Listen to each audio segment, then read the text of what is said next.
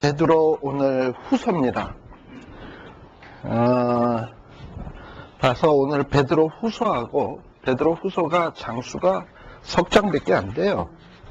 그리고 봐서 시간이 되면 유다서까지 요한 1, 2, 3서는 다음번에 그렇게 할까 생각을 해요. 그리고 베드로 후서하고 유다서는 참 비슷한 부분이 많아요. 그래서 베드로 후서하고 유다서를 묶어서 하는 게 좋을 것 같다라고 생각을 했어요. 자, 베드로 후서입니다. 여러분들 교재에는 71페이지고요. 도대체 베드로 후서가 베드로가 쓴 거는 확실하고, 그럼 베드로가 언제 썼을까, 어디서 썼을까, 왜 썼을까, 무엇을 썼나, 이런 것들을 한번 생각해 볼 필요가 있습니다. 사도 베드로는 말이죠, 예수님의 수제자였죠. 그런데 이 베드로가 순교하게 되는 것은 거기에도 나와 있습니다만 AD 68년경, 사도 바울이 순교했을 때가 AD 67년경. 그러니까 바울이 먼저 순교하고 그로부터 한 1년 뒤면 베드로가 순교하게 된 것 같아요. 그러다 보니까 이 베드로 전서를 기록한 때는 언제겠나? 어떻게 보면 바울이 디모데 후서를 썼을 때랑, 유언적인 편지 디모데 후서를 썼을 때와 거의 비슷한 시기, 한 AD 65년경, 이제 얼마 안 있으면, 그러니까 바울이 2차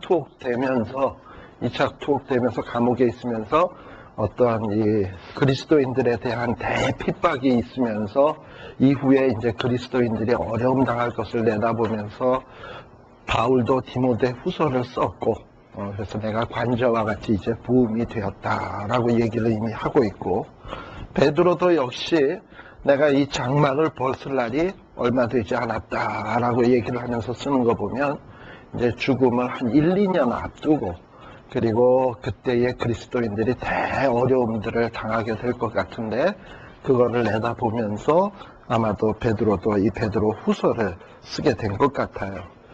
그러다 보니까는 정말 이 순교의 날을 다 생각하면서 쓰고 있는, 어떻게 보면 비장한 편지들입니다. 그래서 1장 14절 같은 데 보게 되면, 베드로 후서 1장 거기 교재에 나와 있습니다만 1장 14절에 보면 우리 주 예수께서 내게 지시한 것 같이 나는 이제 이 장막을 벗어날 것이 임박한 줄을 알미라 라고 되어 있어요. 장막은 집을 얘기하는 게 아니고 자기의 육신을 얘기하는 거야. 이 장막, 이 몸을 벗어날 날이 이제 얼마 남지 않았음을, 임박하였음을 알고 있다라고 이야기를 합니다. 그리고 또 곳곳에 사도 바울의 이 임박한 죽음을 우리들이 생각할 수 있는 내용들이 있는데, 1장 15절에도 보면은 내가 힘써 너희로 하여금 나의 떠난 후에라도 필요한 때는 이렇게 돼 있어요. 그러니까 자기가 장막을 벗고 순교한 후에라도 필요한 때에는 너희들이 이 하나님의 말씀이 생각나게 하기 위해서 내가 이 편지를 쓴다라고 지금 베드로는 이야기를 하고 있습니다. 그리고 또 그러다 보니까 베드로가 이 편지를 쓰면서 계속 이 쓴 목적은 뭐냐 하면, 성도들에게 이제 환란이 닥치게 되면 성도들이 예배를 제대로 보겠습니까? 집회를 하겠습니까? 성도끼리 만나겠습니까? 또 성경 공부를 하겠습니까? 그러니까 완전히 이제 어려운 환란의 시기가 오면 사람들이 이 성경 공부를 하기가 쉽지 않아요. 예배도 참석하기 힘들지, 모임도 모이기 힘들지.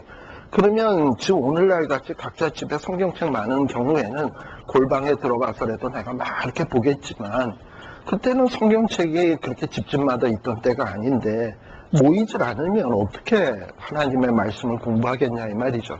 그러니까 베드로가 이 마지막으로 어떻게 보면 성도들에게 이 마지막 때에, 환란 때에 어떻게 신앙생활을 할 것인가를 또박또박 가르쳐줘가지고 설사 자기가 죽은 후에라도 이것이 생각나게 하기 위해서다라고 이 기록 목적을 이야기를 해주고 있습니다. 사실요, 사람들이 신앙생활을 할 때 성령님께서 우리를 진리 가운데로 인도하시는데요. 맞아요. 성령님이 진리 가운데로 인도하시는 건 많은데 성령님은 이런 식으로는 안 해. 그냥 갑자기 꿈에 펑 나타나서 너 비즈니스 하지 말거라 해거라, 물론 그럴 수도 있는데 성령 하나님은 어떤 방법으로 역사하시냐면 보통 내 안에 이미 있는 하나님의 말씀들 있잖아요. 그걸 가지고 역사를 해요. 그러니까 내 속에 이미 언젠가 어렴풋이 어렸을 때 들은 말씀이라든지 전혀 잊고 살았던 말씀인데 어떤 새로운 상황에 딱 직면이 됐을 때 성령님이 그 말씀을 생각을 나게 한다든지 이렇게 역사를 하셔도 내 속에 텅 비어있는데 성령 하나님이 역사하시기는 물론 역사하실 수도 있는데 보통 그렇게 안 하신다 이 말이에요.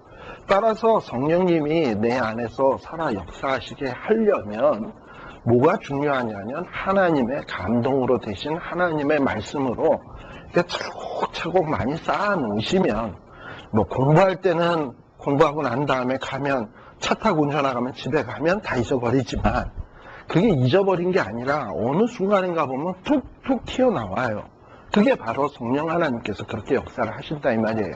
그러니까 환난 당하기 전에 내가 어려움 당해서 성경을 읽을 수 없는 상황이 오기 전에 하나님의 말씀들을 차곡차곡 공부해 놓는다는 건 참 중요합니다. 간혹 보니까 이런 경우도 있어요. 어떤 분들은 이 당뇨 합병증이 참 무섭더라고요. 이 눈이 안 보이기 시작하면 전혀 글을 못 읽대요. 그때 이제 진짜 글도 못 읽는 소경처럼 돼버리는데 그때 성경을 공부하고 싶어도 정말 볼 수 없으니. 근데 워낙에 요즘 또 시대가 발전하다 보니까 듣는 성경 이게 나왔습니다. 참 좋은 세상이야. 듣는 성경이 이러고 나왔습니다만은 아무튼 이전에는 눈만 좀 안 보인다 하더라도 성경 읽을 수가 없었어요. 따라서 우리도 언제 어떻게 될지 모르니까 그럴 때에 때를 얻든지 못 얻든지 하나님의 말씀을 열심히 공부해 두면 설사 성경 공부를 가르친 여러분들 교회의 목사님이 안 계신다 할지라도 또 저 같은 사람이 나중에 없다 할지라도 성령 하나님은 항상 여러분들 안에 내주에 계시니까 그 내주에 계시는 성령님이 생각나게 한다 이 말이죠. 지금 베드로도 이런 목적을 가지고 지금 이 베드로 후서를 쓰고 있는 겁니다. 그런 면에서 이 베드로 후서는요, 사도 베드로의 유언서입니다. 디모데 후서는 바울의 유언서고, 이 베드로 후서는 베드로의 유언서입니다. 그렇기 때문에 이 베드로 후서에 많이 나오는 말들은 1장 12절, 13절, 3장 1절, 1장 9절, 3장 8절 이런 데 보게 되면 기억하라. 그러니까 자기가 말한 말 또는 예수님이 말씀하신 것들, 성경에 나오는 말씀들 이런 것들을 기억하라. 잊지 말아라. 라는 권면이 자주자주 반복되어 있음을 우리들이 발견할 수 있습니다. 자, 그러면은 베드로후서는 주로 뭘 썼냐? 베드로후서는 크게 석장으로 되어 있는데요. 그래서 내용도 한 석장으로 되어 있어요.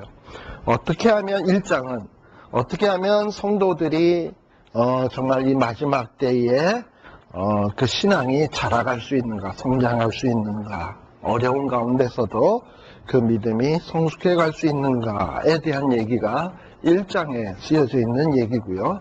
또 2장에는 이런 마지막 때 환난의 때일수록 거짓 사도, 거짓 선지자, 거짓 교사들이 많이 나오는데 이런 자들을 어떻게 대처할 것인가. 그 다음에 세 번째 3장에는요. 이 그리스도인들이 비록 환난이 있지만 우리 이 그리스도인들이 가진 소망이 되는 게 얼마나 대단한 것인가 하는 것을 가르침으로써 이 환난에 임박한 이 성도들의 신앙을 위해서 좋은 글을 남기고 있습니다. 자, 그러면 1장에서는 크게 중요한 내용이 뭐냐면 이 성숙하기 위해서 그리스도인들이 힘써야 될 것, 이게 크게 8가지가 나오는데요. 믿음의 덕을, 덕의 지식을, 지식의 절제를, 절제의 인내를, 인내의 경건을, 경건의 형제 우애를, 그리고 사랑을 공급하라 라고 되어 있습니다. 특별히 조금 이따가도 얘기하겠습니다만 그리스도인들이 믿으려면 제가 누차 얘기합니다만 믿는다라고 하는 것은 아무것도 없는데 믿을 수는 없는 거예요. 뭔가가 있어야 믿든 말든지 하지. 무슨 내용이 있어야 믿든 말든 하지. 그래서 이 믿기 위해서는 반드시 필요한 것이 하나님이 말씀하신 이것이 뭔지 뭘 알아야 믿거나 말거나 하지. 그러니까 일단 믿으려면 알아야 돼요. 하나님이 뭘 얘기했는지, 무슨 약속을 했는지. 그래서 그 약속을 믿거나 말거나 할 거 아닙니까? 알아야 이 믿음이 생기는 것이지, 그런 전혀 아는 게 없는데, 그래서 이 믿음은 믿을 수 있는 일은 없습니다. 그래서 1장 8절에서 11절에 보면 하나님의 나라에 들어갈 방법에 대해서도 권면을 하는데, 1장 8절에 보면 특별히 뭐라고 되어 있냐면, 우리 주 예수 그리스도를 뭐하기에? 알기에 게으르지 않고 열매 없는 자가 되지 않게 하려니와 라고 되어 있어요. 알아야 뭘 믿든지 말든지 할 거 아니에요. 그죠? 알아야. 그리고 이걸 제대로 알지 못하면 어떤 일이 벌어지냐? 예수님에 대해서 제대로 알지 못하면 9절에 보면 이런 것이 없는 자는, 이런 제대로 알미 없는 자는 소경이라 원시치 못하고 자기의 옛죄 깨끗하게 하심을 잊었느니라. 다시 말하면 주님의 이 복음의 사실에 대해서 확실히 인식을 못하면 자기가 죄 씻음 받았는지, 자기가 구원을 받았는지, 자기가 얼마나 복된 사람이 되었는지에 대한 이 확신이 없어. 확신이 없다 보니까 감사도 없고 감격도 없고, 그러니까 매 신앙생활이 고만고만해. 그 다음에 내가 예수님을 잘 믿고 신앙생활하면 비록 지금 현실 삶은 어렵다 할지라도 장차 얼마나 큰 영광이 올 거다라는 걸 예수님에 대해서 제대로 알면 확실하거든요. 근데 그걸 알지 못하면 원시치 못해. 저도 원시인데 원시치 못해요. 그래서 원시는 원시가 잘 보이는 거지. 저는 근시치 잘 못하는데 미래에 있을 것에 대해서 확실치 않으니까 뭔가 제대로 신앙이 자랄 수가 없죠. 그래서 신앙이 자라려면 일단 알아야 된다. 1장 8절에 보면 예수 그리스도에 대해서 제대로 알고, 또 12절에도 보게 되면 12절에도 보면 너희가 이것을 알고 이미 있는 진리에 섰으나, 진리에 서야 돼요. 진리가 뭔지를 알아야죠. 진리에 서고, 또 이 진리의 말씀이 너희로 항상 어떻게 돼야 돼? 생각이 나야 돼. 알아야 뭐 생각하든지 말든지 하지, 머릿속에 들어간 게 없는데 뭔 생각? 그렇잖아요. 그래서 이 성경 말씀을 잘 공부해서 자꾸 머릿속에 생각을 하면 된다 이 말이에요. 생각을 하면 어느 순간인가 성령 하나님이 그 말씀들을 통해서 역사를 하세요. 네. 저는 깜짝깜짝 놀랄 때가 어떤 경우냐 하면, 전혀 생각지도 않고 있었던 말씀인데 어떤 성경을 보다 보면 이렇게 툭툭 생각이 나. 이게 이렇게 관련되겠구나. 이게 이 말씀이랑 연관이 되겠구나. 그냥 이렇게 생각나는 것들이 있어요. 성경을 이렇게 자꾸 보다 보니까. 그래서 근데 만일에 제가 그 전에 성경을 안 읽었다든지 공부를 안 했는데 성경 구절을 보는데 생각이 나요? 물론 성령 하나님이 필요하면 그렇게도 주시겠지. 전혀 안 읽었는데도 감동으로 주시지 못해. 그렇게는 안 하신단 말이지. 내가 한 만큼 범위 내에서 하나님이 사용하셔요. 그러니까 여러분들이 지금 제가 볼 때 그렇게 뭐 여기서 공부하고 교회에서 성경 공부하고 막 이렇게 애쓰는 것들이 결코 헛되지 않습니다. 어느 순간인가 저게 천지는 없어지겠으나 하나님의 말씀은 1.1이라도 땅에 떨어지는 법이 없어요. 물론 기록된 말씀을 얘기한 것이지만 제가 볼 때는 우리 마음속에서 이렇게 말씀이 차곡차곡 어딘가 이렇게 구석구석에 처박혀 있는 것 같지만 그게 어느 순간 필요할 때 되면 하나님이 다 끄집어내서 생각나게 하시고 그 말씀으로 위로받게 하시고 힘나게 하시고 능력 주시고 이래요. 그래서 저는 여러분들에게 그런 역사를 한번 살면서 그때 김 목사가 그런 얘기를 했는데 바로 이게 그건가 보다. 이런 경험들이 좀 많이 있었으면 좋겠습니다. 그래서 이 베드로도 말이죠.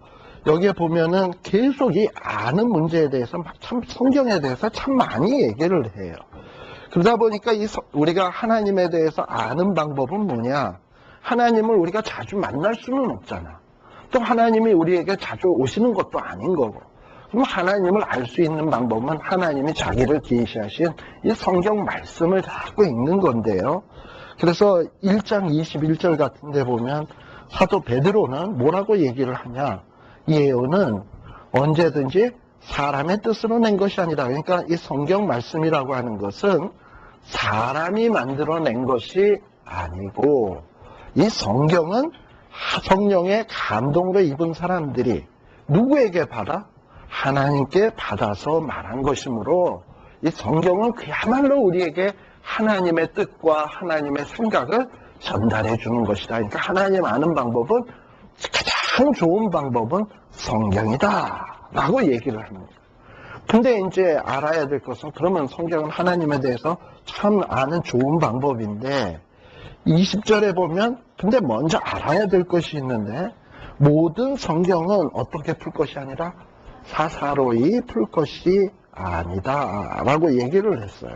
사사로이 풀 것이 아니래요. 사사로이 풀 것이 아니라는 건 무슨 얘기냐 하면, 성경을 우리들이 이렇게 해석하고 그 뜻을 이해하려고 할 때는 그냥 한 구절만 틱 뽑아가지고 자기 멋대로 이렇게 해석하는 거 있잖아요. 한 절만 메모리 한 구절 외워가지고 그냥 오만 데다 다 갖다 붙이는 거, 그렇게 푸는 게 아니라, 성경을 하나님이 그냥 아무렇게나 주신 게 아니라, 이렇게 조각조각 말씀으로 준 게 아니라 앞뒤에 나오는 문맥 속에서 어떤 앞뒤에 나오는 전체 어떤 성경 내용을 중심으로 해서 어떤 그런 속에서 말씀을 주셨기 때문에 내 멋대로 어떤 저자의 의도에 상관없이 내 멋대로 해석하는 게 아니고, 도대체 이 말씀은 언제 왜 썼을까, 또 어떻게 썼나, 앞에 무슨 얘기 다음에 이 말씀이 나오나, 뒤에는 무슨 말씀이 나오니까 이 말씀은 어떤 뜻이겠구나, 이런 거를 어떤 이런 원칙에 의해서 생각하면서 풀어야지 지멋대로 사사로이 풀 것이 아니다라는 얘기예요. 물론 사사로이 풀 때도 하나님이 은혜 주시는 경우도 있지. 근데 어떤 사람은 전 그런 경우 참 많이 봐요. 자기가 엉뚱하게 해석하고 은혜를 받아. 전혀 상관없는 뜻인데 전혀 상관없이 적용해놓고 은혜를 받아. 근데 그렇게 자꾸 하다 보면 결국 어디로 가기 쉬우냐면 2단, 3단 뭐 이런 데로 가기가 쉬워요. 그러니까 성경을 해석하는 데 있어서는 자꾸 어떤 식으로 이 말씀이 여기서 나오나 하는 것을 생각하면서 읽어야 되는 것입니다. 그리고 이 성경은 얼마나 귀한 것이냐 하는 것은요, 여러분들이 만일에 변화산에 갔다, 변화산에 탁 올라갔더니 베드로와 요한과 야고보가 변화산에 올라갔잖아요. 올라가서 예수님과 엘리야와 모세가 셋이서 장차 죽으실 그 십자가의 죽음에 대해서 디스커션을 하고 있었단 말이죠. 그걸 밑에서 지켜보고 있었단 말이에요. 너무 좋아가지고 여기가 좋사오니 여기다 초막 새 찍고 여기서 우리도 있었으면 좋겠다라고 얘기를 했는데, 베드로가 이 성경에 대해서 얘기하면서 이 얘기를 해요. 여러분들 보시면 알겠습니다만은 자 16절서부터 보세요. 16절서부터 보면 뭐라고 얘기했냐면, 베드로는 우리 주 예수 그리스도의 능력과 강림하심을 너희에게 알고 한 것이 공교히 만든 이야기를 쫓은 것이 아니요, 우리는 그의 크신 위엄을, 다시 말하면 예수님의 그 영광, 위엄, 정말 예수님의 신성을 친히 눈으로 본 사람이에요. 근데 그걸 어디서 봤냐? 그걸 변화산에서 봤어요. 18절에 보면 우리가 저와 함께 거룩한 산에 있을 때 하늘로서 나옴을 들은 것이라. 무슨 소리를 들었냐 하면 17절에 보면 이는 내 사랑하는 아들이요 내 기뻐하는 자라 하실 때 저가 하나님 아버지께 존귀와 영광을 받으셨느냐. 변화산에서 놀라운 광경을 목도했어요.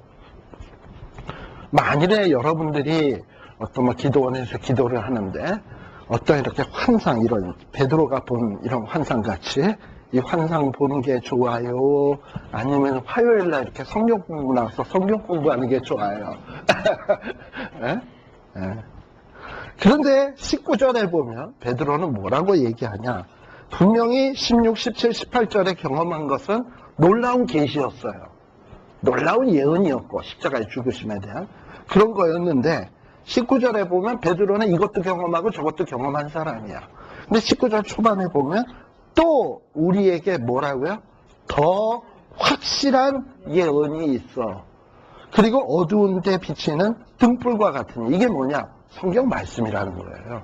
그러면서 20절, 21절에 성경 말씀에 대한 얘기를 하는 거예요. 그러니까 하나님의 계시는 이렇게 어느 산에서 직접 영광의 모습을 보는 것도 좋은데, 물론 근데 그것도 계시고 참 놀라운 체험이긴 한데, 베드로가 해보니 이거보다도 더 확실한 예언은 뭐냐? 하나님의 말씀이다 라는 거예요. 에이, 근데 사람들이 사실 말씀이 좋아요, 기도원에서 어떤 그런 체험하는 게 좋아요 하면은 기도원에서 어떤 그 체험을 더 좋아하는 것 같아요. 근데 막상 해보세요. 막상 해보고 나면 그땐 좋아. 그리고 그로부터 그 효과가 얼마는 가냐? 한 3, 4일은 가. 그냥 붕붕붕붕 떠다니는 것 같고 정말 막 마음에서 기쁘고 이런데 세월이 지나면 지날수록 조금씩 없어지고 나중에 가면 내가 그거 경험했었나, 그런 일이 있었나, 긴가민가해요. 물론 어떤 분은 날마다 그런 체험하고서도 기도 생활에 힘쓰고 말씀 생활에 힘쓰고 해가지고 그런 생활이 계속 지속되는 사람도 있겠지. 근데 제가 볼 때는 그렇게 지속되는 사람은 그렇게 많지 않아요. 업다운 이러지. 막 좋았다가 어떨 때는 그렇게 하나님의 동행하심에도 불구하고 너무 힘들어. 너무 힘들 때도 있고 이렇게 왔다 갔다 하는 거지. 이게 계속 변화상 위에 있었던 그 황홀경이 계속 유지된다? 그래, 그런 게 좋은 거라면 만일에 예수님께서도 초막 3개 지어놓고 니들 여기서 살아라 했겠지. 근데 그 변화산 사건이 딱 끝나자마자 벌어지는 일들이 뭡니까? 그 다음서부터 예수님이 점점 사람들한테 박해받기 시작하고, 그리고 그 다음에는 결국은 십자가의 고난의 현장으로 가게 되고, 그 다음에 십자가 지시게 되고, 그리고 제자들은 그런 경험을 했음에도 불구하고 예수님 버리고 떠나게 되고, 낙심하게 되고, 이게 인생이에요. 그런 경험을 다 해보니까 베드로가 하나 깨달은 게, 직접 보고 체험하는 거는 내 인위적으로 마음대로 되는 게 아니야. 그건 하나님이 만나줘야 되고 나에게 그런 기회를 허락해야만 가능한데, 성경 이미 주신 말씀, 그리고 우리가 볼 수 있는 말씀은 언제나 볼 수 있어. 그리고 언제나 내가 자세히 보려고 그러면 더 자세히 볼 수도 있고. 그래서 베드로가 딱 보니까 아하, 더 확실한 예언이 있는데 그게 바로 뭐냐? 성경이다. 그리고 이 성경은 사람들이 사사로이 쓴 것이 아니요, 하나님의 감동을 입은 사람들이 하나님께로 받아 너희에게 준 말씀이니까 이 말씀이 귀한 거다. 그리고 이런 마지막 때 고난의 시기에 특히 이 고난을 잘 이겨내려면 바로 이 하나님의 말씀에 입각해서 그리스도를 알고 진리를 알고 이럴 때에 이런 모든 고난을 이겨낼 수 있다라는 취지로 지금 이 신앙 성장의 비결은 하나님을 아는 것, 특히 뭐를 통해서? 하나님의 말씀을 통해서 아는 것을 이야기하고 있습니다. 그게 바로 1장의 내용이에요. 그래서 1장 한번 여러분들 본 김에 오늘은 그냥 순서를 서론 쭉 끝내놓고 쭉 하곤 했는데 1장 그냥 했으니까 1장의 내용에서 얘기 안 한 것만 봅시다. 여기 보면 사도 바울은 누구에게 편지를 하냐 하면 바울과 다른 믿음을 갖고 있는 베드로와 다른 믿음을 가지고 있는 사람에게 쓴 편지를 하는 게 아니에요. 자기와 똑같은 믿음, 예수님에 대한 믿음을 가진 자들에게 편지를 합니다. 그래서 여기 구주 예수 그리스도의 의를 힘입어 동일하게 보배로운 믿음, 그러니까 우리가 갖고 있는 믿음은 뭐다? 보배로운 믿음인데 이 보배로운 믿음을 우리와 같이 받은 자들에게 편지한다. 특히 내 믿음이 이게 보배로운 믿음인지 별볼일 없는 믿음인지 이걸 알려면 믿음의 내용이 뭔지를 알아야 보배롭든지 별볼일 없든지가 결정이 돼요. 근데 내가 믿고 있는 게 뭐냐면 나는 장차 예수님과 더불어서 영광스러워져서 하늘과 땅을 다스릴 때 예수님과 함께 왕노릇할 자다. 이게 딱 믿어지면 이 믿음 자체가 굉장히 보배로운 거죠. 그래서 이 베드로는 이 시련이 온다 할지라도 이 시련으로 끝이 아니라 우리에게 영광스러운 믿음이 있고 어떤 보배로운 삶들이 있다는 것을 이야기하면서 우리는 보배로운 믿음을 가진 자들이다. 그리고요, 2절에도 보게 되면 우리가 신앙생활의 궁극적인 목적, 정말 신앙생활에 우리가 성숙하고 정말 행복한 신앙생활을 하려면 뭐가 필요하냐? 은혜, 평강인데요. 은혜와 평강을 얻을 수 있는 비결은 뭐냐? 2절에 보면 뭐로?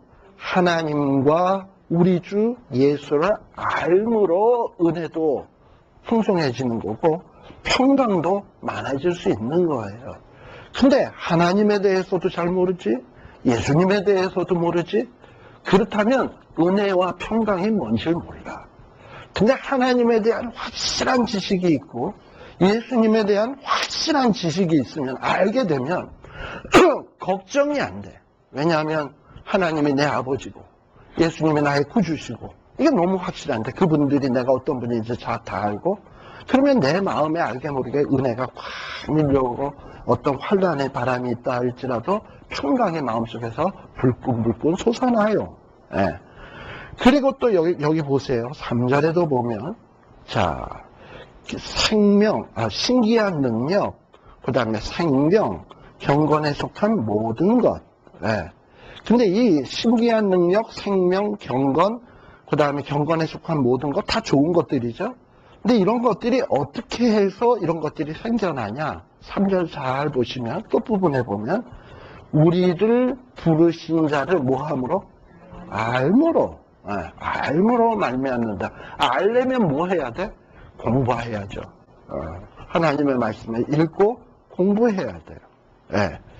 자, 그래서 또 이로써 이 보배롭고 지극히 큰 약속을 우리에게 주사. 약속을 뭘로 줬어요? 구두로? 말씀으로. 그럼 약속의 내용을 알아야 돼요. 그러니까 성경 말씀은, 약속은 말씀을, 성경 말씀으로 주셨거든요. 그러니까 큰 약속을 주사. 그리고 이 성경 말씀을 잘 읽고 묵상을 하면 결국은 이 약속으로 말미암아 어떻게 돼요? 세상에서 썩어질 것을 피하여 신의 성품에 참여하는 자가 됩니다.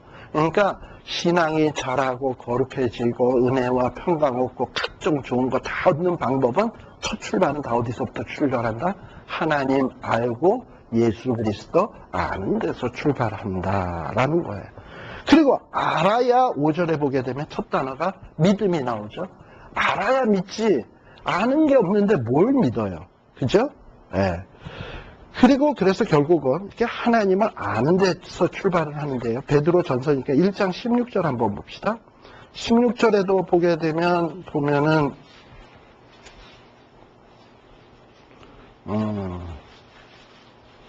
자, 1장 16절에 보면 우리 주 예수 그리스도의 능력과 강림하심을 너희에게 알게 한 것이 공교히 만든 이야기를 쫓은 것이 아니다. 다시 말하면 능력과 강림하심을 아는 것. 이게 굉장히 중요한 얘기예요. 근데 이걸 아는 것은 뭐 경험 물론 할 수 있어. 그러나 이거보다도 더 확실한 예언이 19절에 나오는 성경이라고 그랬다는 거예요. 아까 얘기했지만. 그래서 하나님을 가장 확실하게 알 수 있는 방법은 뭐냐? 성경 말씀. 제가 뭐 말씀사랑 훈련원에 뭐 이거 이끌고 가는 사람이니까 지금 약 팔라고, 신약 구약 팔라고 말씀 중요하다라고 얘기하는 게 아니라 그냥 성경이 그렇게 나와 있잖아. 그러니까 이 성경 말씀이 참 중요해요. 그리고 이런 하나님을 알아야 은혜와 평강이 생겨집니다. 근데 이와 비슷한 맥락은 누구도 이런 얘기를 했냐 하면 사도 바울도 그랬는데, 디모데 전서 한번 보세요. 디모데 전서 6장 15절에 보게 되면, 이게 지난번에 했던 말씀인데, 디모데 전서 6장 15절에 보면 바울 선생님이 알았던 하나님은 어떤 하나님이냐? 6장 15절. 이 바울이 디모데도 참 에베소에서 목회를 고분분투하면서 힘들게 하고 있잖아요. 근데 이런 자에게 힘을 주기 위해서 하나님이 어떤 분인지 다시금 알게 하는 내용이야. 우리가 섬기는 하나님이 어떤 하나님이냐. 이 하나님을 알아야 힘든 가운데서도 힘이 생기거든. 그래서 자기가 아는 하나님에 대해서 소개를 하는데, 15절 다 같이 읽으십시다. 기약이 이르면 하나님이 그의 나타나심을 보이시리니 하나님은 복되시고 홀로 한 분이신 능한 자이시며 만왕의 왕이시며 만주의 주이시요 오직 그에게만 죽지 아니함이 있고 가까이 가지 못할 빛에 거하시고 아무 사람도 보지 못하였고 볼 수 없는 자신이 그에게 존귀와 영원한 능력을 돌릴지어다. 아멘. 이게 바울 선생님이 알고 있는 하나님이에요. 어떤 하나님? 하나님만이 복돼. 그러니까 복의 근원이시고, 그리고 하나님만이 전능하신 분이야. 전능자. 그리고 하나님만이 만왕의 왕. 그리고 만주의 주. 그 다음에 하나님에게만이 죽지 아니함이 있고, 또 하나님만이 정말 그 영광스러운 빛에 거룩하신 분이기 때문에 아무나 범접할 수 없는 그렇게 거룩하신 분이야. 예. 따라서 이분에게 돌아갈 수 있는 것은 영광과 존귀와 영원한 능력을 그분께 돌릴지어다. 찬양받으시기에 합당한 분이에요. 이게 바울이 알고 있는 하나님. 그러니까 바울은 이런 하나님을 알고 있으니까 장차 내가 관제와 같이 부음이 되었다, 목이 댕그랑 잘려서 죽일 것을 뻔히 다 내다보고 있지만 하나도 안 두려워. 왜 안 두렵냐? 이런 하나님의 앞으로 갈 것을 너무나도 잘 아니까. 그리고 내가 달려갈 길을 마치고 믿음을 지켰으니 이제 이후로는 나의 의의 면류관이 기다리고 있다. 너무 확실하니까 은혜와 평강이 마음속에 쫙 밀려오는 거죠.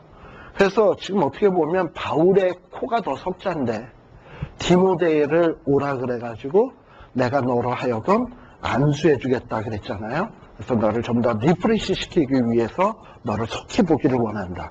지금 누가 누구를 안수해야 되는데, 근데 바울이 그런 감옥에서 이런 얘기를 해요. 왜 그러냐? 하나님을 아니까 은혜와 평강이 안에서 넘치는 거예요. 그래서 환난을 이겨낼 수 있는 가장 좋은 방법은 내가 섬기는 하나님이 누구인가, 나를 구원해 주신 분인 예수님이 누구인가, 이거에 대해서 확실히 알면 세상의 어떤 고난의 바람, 환난의 바람도 우리를 어찌할 수가 없습니다. 어떤 상황에서도 은혜와 평강이 나타나게 돼 있어요. 그리고 8절에도 보게 되면 결국 뭡니까? 우리가 열매를 맺으려면 뭐가 있어야 되냐? 알아야지 열매를 맺어. 열매도 어떤 열매를 하나님이 좋아하는지를 알아야 좋은 열매 맺지. 내 생각에 자기 소견에 옳은 대로 행해서 하나님을 기쁘시게 한다? 천만의 말씀. 그거는 이룰 수가 없는 거예요. 네. 자, 창세기에 보게 되면 아니다. 히브리서에 보게 되면, 히브리서 11장에 보게 되면, 히브리서 11장에 보게 되면 우리가 잘 아는 구절인데요. 11장 6절. 뭐가 없이는 뭘 못한다? 믿음이 없이는 기쁘시게 못한다. 그러니까 하나님을 기쁘시게 하는 거는 선한 열매를 맺어야 하나님을 기쁘시게 하는 거 아닙니까? 나쁜 열매를 맺었는데 하나님이 기뻐할 이유는 전혀 없지. 근데 하나님을 기쁘시게 하는 최고 처음의 열매는 믿는 거야. 근데 하나님이 나한테 탁 물어. 너 믿어? 그랬더니 믿는데. 뭘 믿지? 근데 대답 못해. 그러면 그거는 절대 하나님을 기쁘시게 못하죠. 제대로 된 것을 믿고 정말 하나님이 알아야 된다고 생각하는 것을 확실히 알고 믿을 때 그 믿음을 하나님이 기뻐하시고요. 즐거워하시지. 예. 그래서 어떤 하나님의 계시의 내용들을 확실히 믿을 때에, 그럴 때에 하나님을 기쁘시게 할 수가 있습니다. 특별히 그 11장에 보면 뭐라고 되어 있냐면, 에녹은 저는 옮기우기 전에 하나님을 기쁘시게 하는 자라 증거를 얻었다라고 되어 있어요. 에녹이 왜 이런 하나님을 기쁘시게 하는 자라 증거를 얻었냐? 에녹도 역시 하나님이 심판하실 것을 믿고 있었거든요. 남들 아무도 안 믿을 때. 근데 사실 요즘 세상에 천국 얘기하면 콧방귀도 안 끼잖아요, 사람들. 부활? 상상도 안 하고. 근데 우리는 그걸 믿어요. 그러면 참 이 믿기 어려운 것을 믿으면 하나님이 얼마나 기뻐하실까요? 근데 그런 것들을 우리가 어떻게 해서 믿게 되었죠? 성경 말씀을 통해서. 그래서 성경 말씀을 잘 하다 보면 내가 뭘 더 믿어야 되는지, 내가 이미 알고 있는 거 외에 어떤 걸 더 믿어야 되는지 이런 것들을 알게 돼요. 그러면 우리의 믿음이 자라가게 되는 것입니다.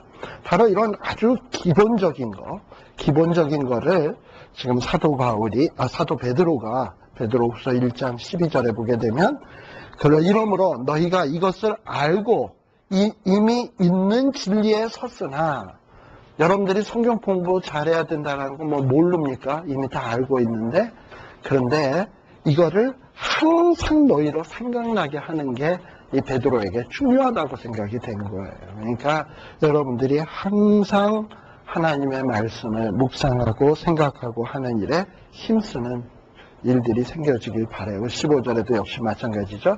필요한 때에는, 나의 떠난 후에라도 필요한 때는 이런 것을 생각나게 하려 하노라 라고 되어 있어요. 사실 성경의 그 마태복음, 마가복음, 누가복음, 요한복음, 그 다음에 바울서신, 지금 베드로전서, 이런 사도들이 쓴 글들 있잖아요. 이 사복음서를 보게 되면 예수님이 뭐라고 얘기를 했는데 그 말이 무슨 뜻인지 전혀 알지 못하더라. 제자들이 이해도 못하더라. 무슨 생각인지 알지도 못하더라. 이런 말들이 참 많이 나와요. 근데 이랬던 제자들이 어떻게 나중에 가면 이런 말씀들을 다 기록을 해놨는지 참 신통방통. 그 다음에 무슨 통이죠? 아무튼 뭐라 그러던데 신통방통 아무튼 그래요. 참 대단해. 근데 이게 왜 그러느냐? 예수님 따라다니면서 그때는 건성으로 듣긴 들었어. 그래서 어느 구석인가 머릿속에 신령 어느 구석인가 툭툭툭툭 산재돼서 그냥 있었는데, 이것이 오순절에 성령이 탁 임하고 나니까 성령님이 어떻게 기기묘묘하게 그 구석 속에 있는 먼지 툭툭 묻은 걸 털털 털어가지고 생각나게 하는지 해가지고 그런 것들이 막 생각나서 그냥 베드로 같은 경우에 갑자기 오순절에 썼을 때 언제 봤던 요엘서 말씀 탁 생각이 나가지고 이거는 요엘의 성취다라고 막 얘기를 해대고 막 이러는 거 보면 이 하나님의 말씀을 공부할 때는 재미없고 어떨 때 보면 딱딱하기도 하고, 그러나 막 자꾸 노력하다 보면 어느 순간인가 하나님께서 여러분들을 사용하실 때 막 말씀대로 생각나게 하셔요. 그래서 지금 바울도 지금 어떤 하나님의 감동을 받아서 하나님의 말씀을 예언하고 있는 지금 이야기하는 것이 베드로 후서입니다. 그래서 1장에 나오는 신앙 성장의 비결은 아까도 얘기했지만 아는 데 있다. 아는데. 그 다음에 이제 2장인데요. 여러분들 페이지 72페이지에 보면 거짓 교사들에 대한 경고 2장에 나오는 얘기인데요. 2장 전체는 어떻게 보면 거짓 교사, 그 다음에 이단들을 퍼뜨리는 거짓 선지자들에 대해서 어떻게 조심할 것인가, 어떻게 경계할 것인가에 대한 얘기예요. 그래서 몇 가지 성경 구절에 나오는 내용으로 이단의 특징을 좀 몇 가지로 기록해 봤습니다. 자, 그 거짓 교사들은 어떤 자들이냐 하면 이단을 가만히 끌어들이는 자, 은밀하게 끌어들이는 자. 우리 지난번에 신천지 봤습니다만 신천지들이 교회를 파괴하게 들어가서 절대 신천지 얘기 안 하고 슬그머니 들어가서 열심히 성도인 것처럼 가장한다 그랬잖아요. 그런 식으로. 그리고 이미 들어온 사람들이 자기 신천지 멤버를 또 교묘하게 전도한 것처럼 해서 끌어들인다 그랬잖아요. 이런 자들은 다 이단이야. 아무튼 그리고 그 다음에 호색하는 자. 어떤 이단의 특징 중에 하나는 대개 보면 성적으로 문란한 경우들이 많아요. 꼭 다 그런 건 아닌데, 근데 대개 보면 이단들 보면은 집단적으로 이런 경우들 해가지고 막 자살하고, 아무튼 좀 부인도 여럿이고 애들도 여럿이고, 아무튼 이상한 경우들 많잖아요. 그 다음에 이단의 그 교주 같은 사람은 그 교주의 그 본래의 목적은 뭐냐면 자기의 탐심을 채우려고 하는 거예요. 성도를 이용을 해서. 그래서 그가 결국 하는 말도 교인들에게 자기의 탐심을 채우기 위해서 요리 돌리고 저리 돌리고 해서 채우는 거예요. 그리고 4절도 비슷한데 이단의 특징은 뭐냐?